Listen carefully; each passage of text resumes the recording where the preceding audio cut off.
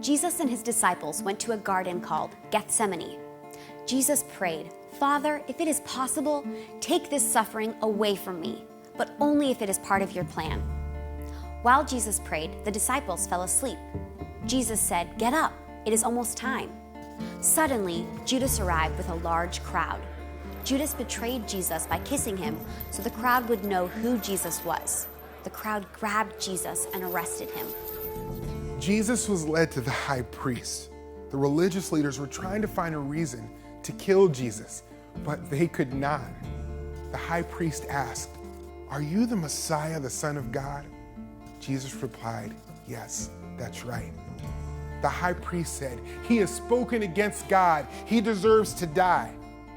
The religious leaders refused to believe that Jesus was God's son. In the morning, the religious leaders led Jesus to Pilate, the governor. "Are you the king of the Jews?" Pilate asked. "Yes, that's right," Jesus replied. "What should I do with Jesus?" Pilate asked the crowd. "Crucify him," they answered.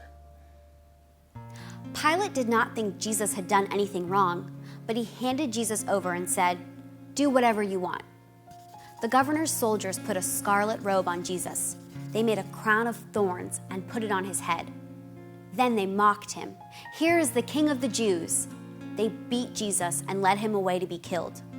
The soldiers nailed Jesus to a cross. They put a sign above his head that said, "This is Jesus of Nazareth, the King of the Jews." 2 criminals were crucified next to him. Darkness covered the land. Jesus cried out, my God, why have you forsaken me?"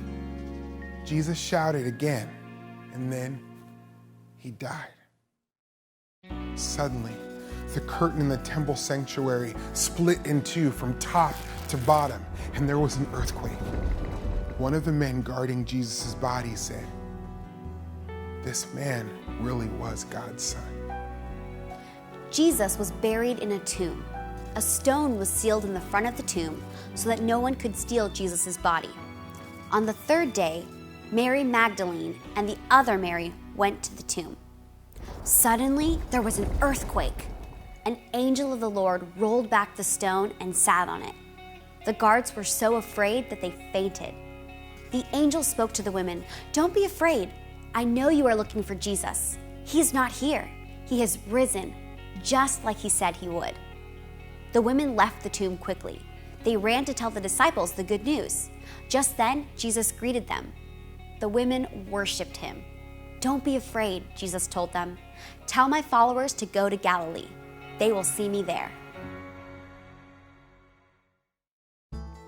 The death and resurrection of Jesus is the center of the gospel. We deserve to die because of our sin, but Jesus died in our place. Because Jesus is alive, we do not need to fear anything. Those who trust in Jesus have forgiveness and eternal life, and we can joyfully obey him.